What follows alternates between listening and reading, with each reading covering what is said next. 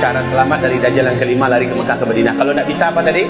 Masuk ke dalam rumah, tutup pintu, tutup jendela rapat-rapat. Kan begitu Pak ya? Dan ketika kita dengar Dajjal sudah sampai di kota kita, maka bacalah surah Al-Kahfi. Dan cukup sekali. Salah saya ulang balik baca. Ketika kita dengar Dajjal sudah pergi dari kota kita, baru kita berhenti membaca itu. Kemudian wanita-wanita kita lepaskan kembali. Alhamdulillah kita selamat. Buya, apakah nanti tentara-tentara Dajjal tidak akan mendobrak pintu rumah kita? Insya Allah, Allah akan gaibkan rumah kita dari pandangan mata mereka, Pak.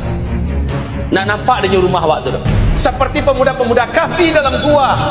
Padahal pintu gua itu ternganga. Betul tidak? Tapi kenapa pasukan-pasukan Raja Zalim yang disuruh untuk memburu pemuda-pemuda itu, dan pemuda-pemuda ini lari dalam gua, dan mereka lalu lalang di depan pintu gua, tidak bisa melihat apa-apa. Allah gaibkan mereka dari pandangan mereka. Kenapa kita suruh baca surat Al-Kahfi? Kok bukan surat Yasin? Kok bukan surat yang lain? Jawabannya adalah agar keajaiban yang terjadi pada pemuda Kahfi terjadi pada kita saat kita membacanya. Allah gaibkan rumah kita, pintu rumah kita dari pandangan bala tentara Dajjal. Baik bala tentaranya dari setan atau bala tentaranya dari kalangan manusia.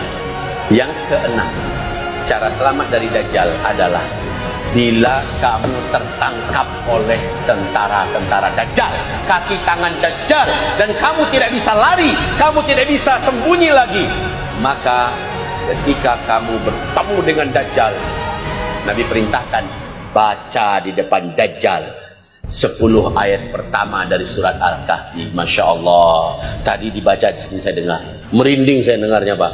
Itu tadi membaca pakai Al-Quran itu udah hafalan. Allahu Akbar. Ini yang harus Bapak Ibu lakukan. Setiap keluarga, setiap individu wajib hafal 10 ayat pertama dari surat Al-Kahfi. Atau kata Rasulullah, boleh 10 ayat penutup dari surat Al-Kahfi. Boleh. Pilih yang mana?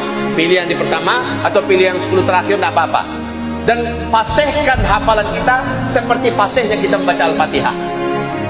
Nanti kalau kita ketangkap oleh kaki tangan Dajjal atau oleh tentara Dajjal, kita diseret berjumpa dengan Dajjal, saat itu kita baca di depan Dajjal. Nah kalau kita nggak hafal, gimana kita membacanya? Kan nggak mungkin kan kita bawa Quran kemana-mana. Pas ketangkap, nanti di depan Dajjal, Tuan Dajjal tunggu dulu, buka. Nggak sempat, udah keburuan masuk hipnotis Dajjal, udah keburuan duluan masuk sihir Dajjal, jadi harus hafal. Dan hafalnya mesti lancar. Baca.